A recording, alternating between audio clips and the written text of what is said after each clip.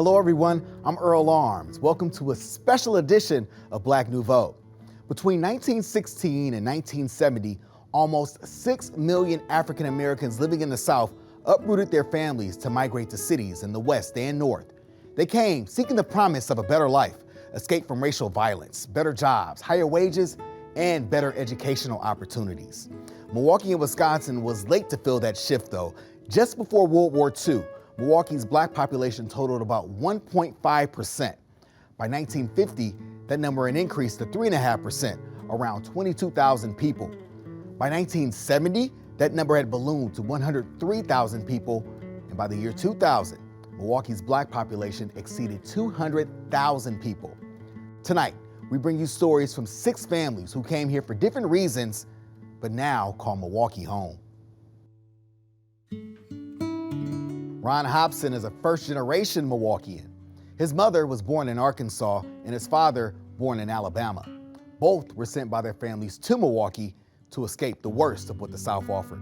My mother came here from Arkansas, and my grandmother moved her because first she moved her with my aunt Sis, which is my grand aunt. She moved her with her because there was a lot of rape going on, so she thought, And so she moved her after a while to Milwaukee. They all came to Milwaukee. Ron's father was a Navy veteran of the Second World War. He beat 2 white men who attempted to assault him for wearing his military uniform. Ron's grandfather heard about the situation.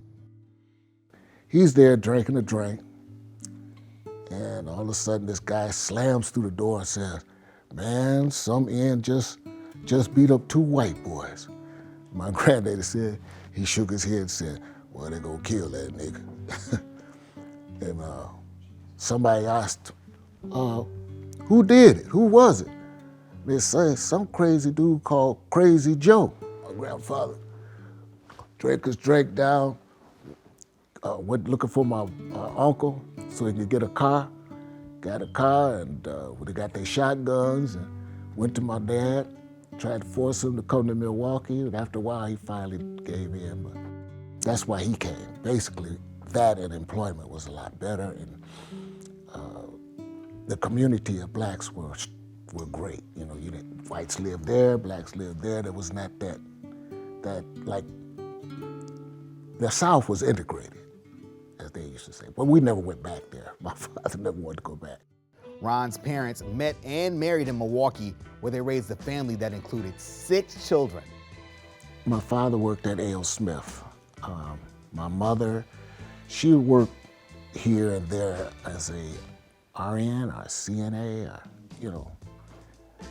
And you ever watch Chris Rock? It was kind of like that. My father was kind of like that big built guy, and the mother was a very pretty woman who worked when she worked and would always say to people, "I ain't gotta work," to have her pride, So she would work and then not work and work and not work. My father did 30, maybe 33 years for A.L. Smith. He graduated from North Division High School and worked a variety of jobs. First real job I got was working for the Milwaukee Railroad. I worked there for 9 years, 7 months, something like that. And that was a great job. Then I left there and went to General Motors, worked for General Motors. Loved that, easy work. And then I went from there to selling cars at Andrew Chevrolet for 20 years, 18. Ron married twice and had 2 children.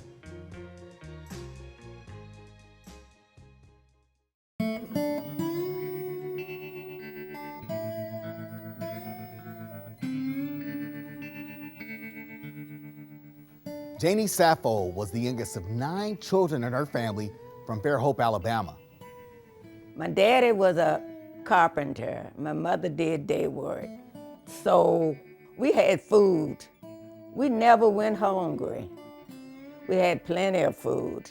We had chickens and had vegetables in the yard, in the garden. And I remember we always had one cow. Her name was Daisy, just for milk. One horse. And we had chickens. One pig every year killed a pig for meat. As the family in Alabama got older and began to leave, Janie agreed to visit some relatives in Milwaukee. That was in 1957. I have a cousin next door. She had married and came to Milwaukee, 2 cousins. And Margie wanted to come to Milwaukee. So she talked me into coming. I didn't want to come. I didn't come here to stay. I came for a visit. But when time to go back home, Marge didn't go. And I knew when I got back home, it was only be me. So I just stayed. And in '59, I got married, so started having babies. And so I met my husband. He was from Mississippi. So when we had children, first year, 1960, my oldest child was born. For 5 years, I had 5 babies. So I didn't work outside the home. It was cheaper for me to stay home and take care of my children. My husband didn't mind working. He was from a large family, so he knew how to work. He would work 2 and 3 jobs, never complained, and took care of us. And I thank God for him. My husband was a truck driver, but after we got married, he worked at county, at the mental institution. He worked there till he retired for 36 years. He died in 2001.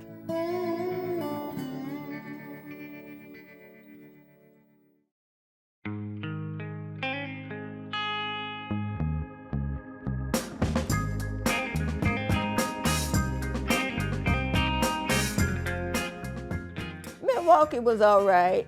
When I came to Milwaukee right away, because I was raised in the church, and when I came to Milwaukee, you find I found the church. A lot of more people from Alabama had came, so we went to the same church that they went to. And we would go to church on Sundays and during the week. Milwaukee I got used to it, being a big city and everything, but I enjoyed it. Today, her family and church keep her busy and traveling. I went to Nigeria, had a convocation in Nigeria last September.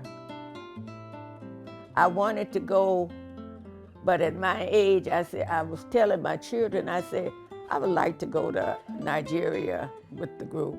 It was about 35 of us went. We stayed a week doing mission work.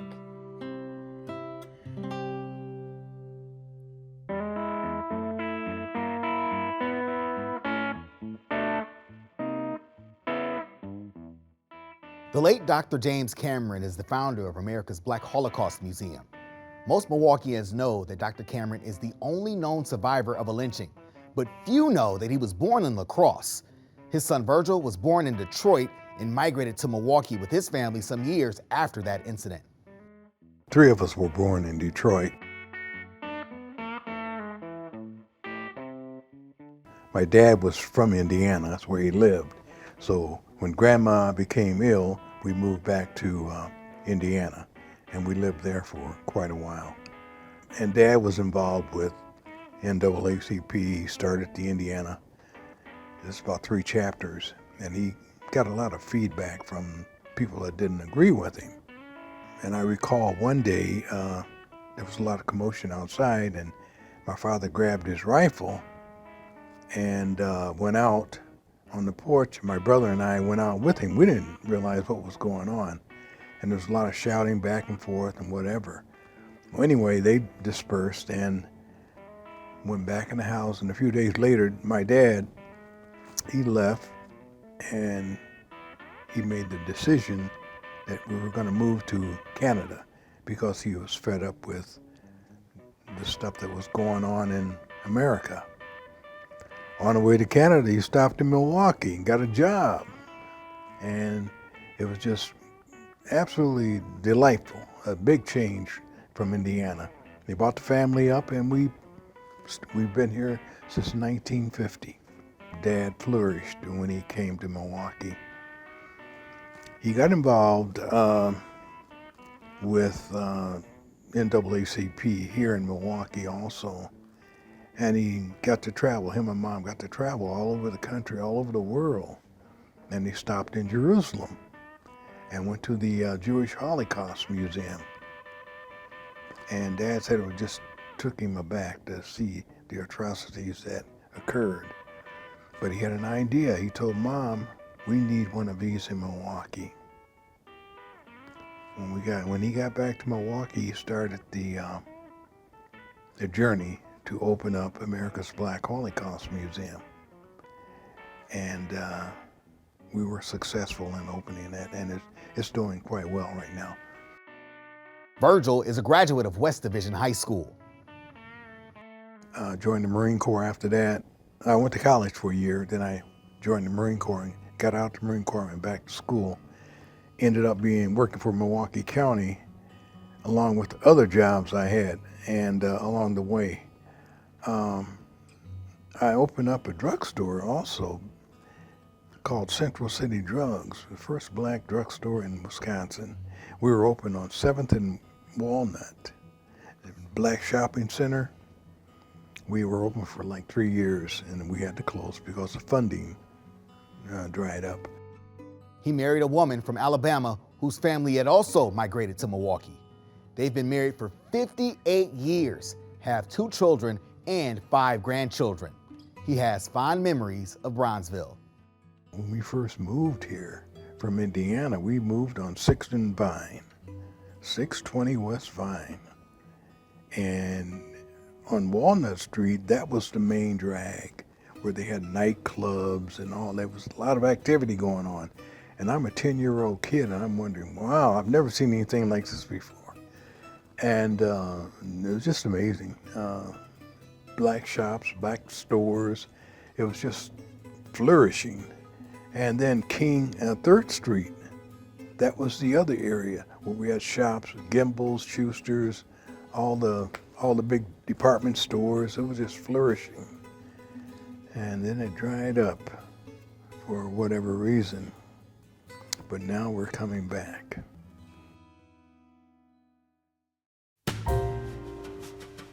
Venora and Lafayette McKinney met while attending college in Oklahoma.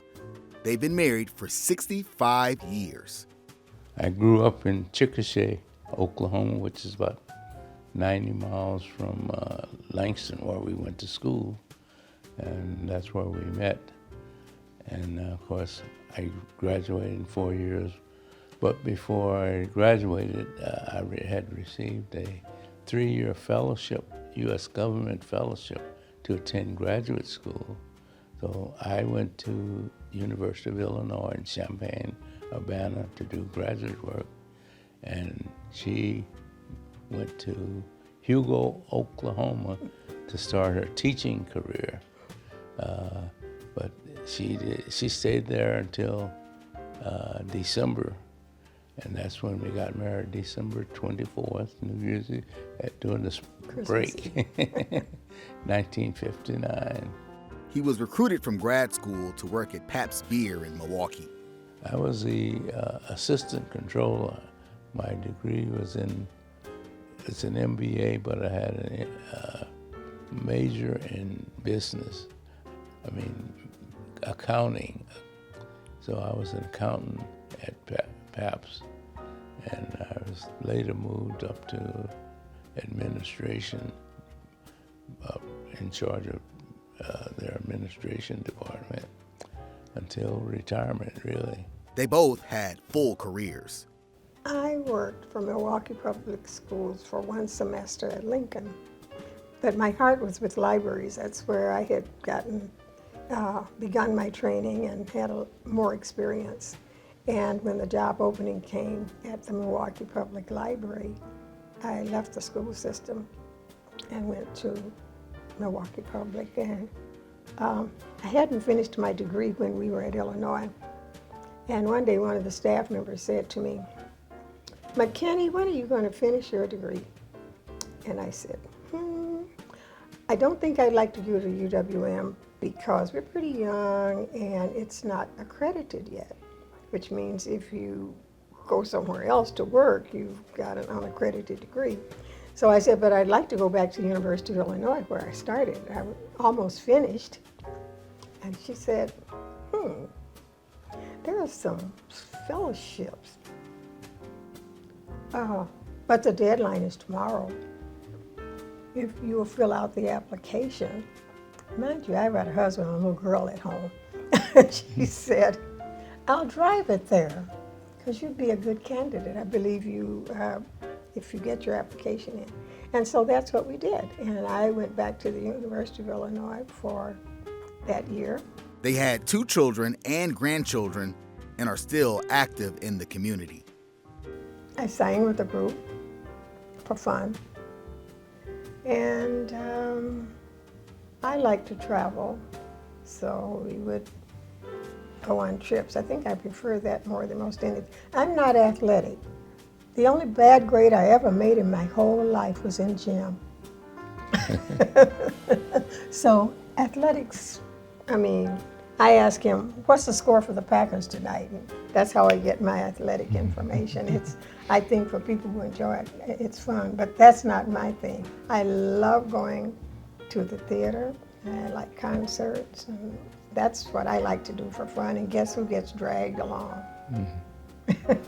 With my job at PAPS, I was invited to serve on several state and local organizations. I served with the state, and I was appointed to serve on MATC's board for accounting services, and I served on the Urban League board for several years. They're members of the oldest African-American Baptist church in the state. We, as part of our church, we developed some elderly housing for the community in our area. And I was, after a few years on the board, we had a change in leadership, and I was finally moved up to being the chairman of the board. We enjoyed taking care of senior citizens and providing for senior citizens, and the best part is making a safe, affordable housing place for those seniors. Lenny Mosley marched with Father James Grappy in the Deep South and across the 16th Street Bridge in Milwaukee. Meet Mississippian Lenny Mosley. My intentions, born and raised in Mississippi, and graduating from high school, I wanted to come, my original plan was to come to Chicago and live. But I got to Chicago and I hated it. I got there in June of 1963. September of 1963, I came to Milwaukee to visit. I loved it.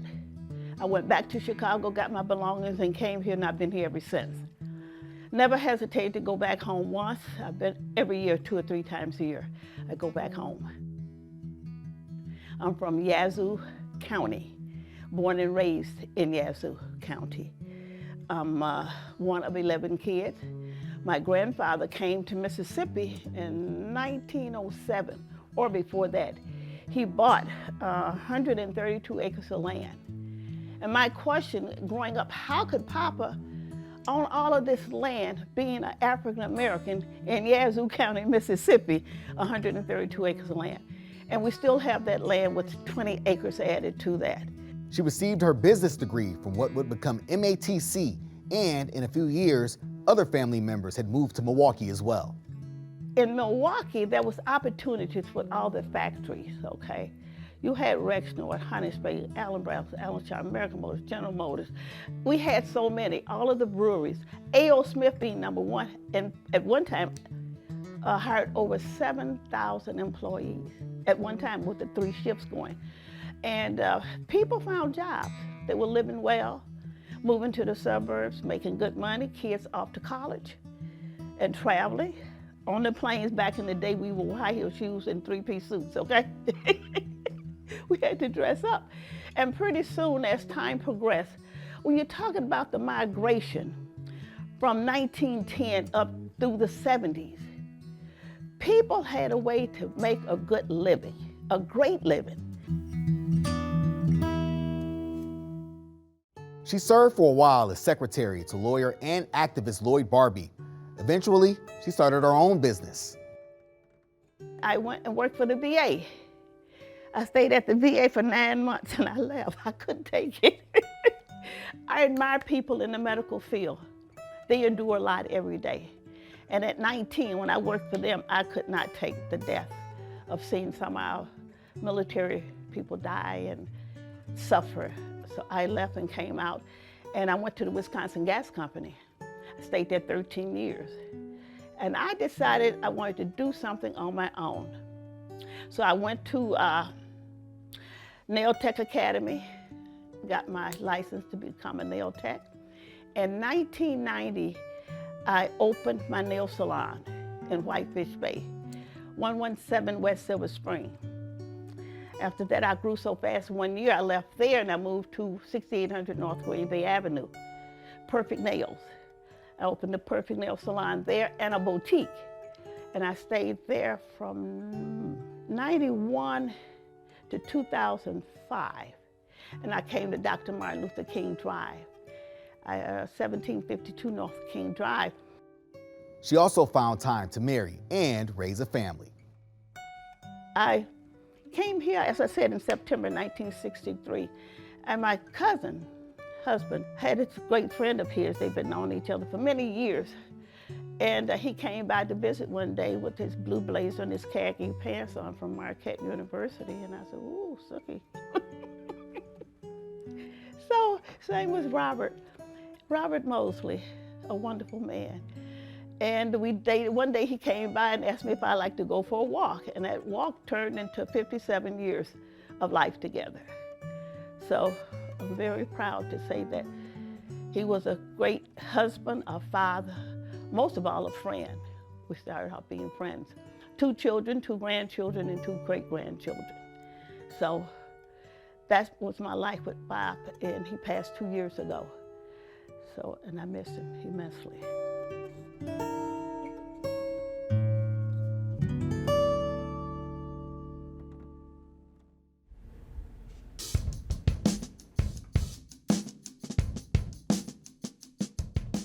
Katonga Alexander is a history professor. His father moved to Milwaukee in 1971, and Katonga was born in 1979. He's a married father with 5 children. My father, him and my mother were married, and he moved to Milwaukee for opportunity, right? To seek out opportunity, I should say, right? And he did it. He made the trek to Milwaukee, and then by 73, 74, my mother was in this house here. But the industrial boom was beginning to end. By the time I was born, Milwaukee, as this industrial town, of course, looked a lot different than it did when, of course, my great uncle came, and even when my father came, it looked different. He came in 71, so that was when it actually started to shift. The narrative of,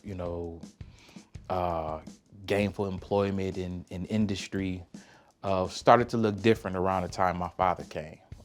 So by the time I come of age, what was of the past, this industrial city or gainful employment, it looked totally different to me. I was fortunate enough to be in a community of individuals who were able to take advantage of that industrial era, as I like to call it. And they purchased homes in this area, which I think was called, and still is, I think, Old North Milwaukee. My parents were one of the first African-American parents to actually purchase a home in the area. And after them, It started to be populated by African Americans. By the time I come of age, it's an African American community, a community filled with people who had that industrial employment. So I got to see this sense of community as a child growing up. We asked him what historians generally get wrong about the Great Migration. One thing I think that the scholars make it wrong is to think that African Americans in general have been in motion since they have been allowed to be in motion. So the first thing that happens in 1865, when individuals are, of course, slavery ends for the most part legally, individuals leave plantations and start to seek out their family. So Milwaukee, even Chicago, which really Milwaukee is the second part of the migration. I like to divide the migration up in like two parts. The first part around the 1920s, but then the second part around the 1940s, really centered around both world wars. I generally do that though. I don't like to say that is what sparked it because of what I just said. African Americans have always been in motion. And so those areas, of course, we do see an increase, but we shouldn't single out those eras as the specific reasons that African Americans are in motion, because they have never stopped being in motion. Even when we look at my story and we talk about the migration to Milwaukee, and then I can talk about the migration out of Milwaukee, it just continues with the narrative of us being in motion.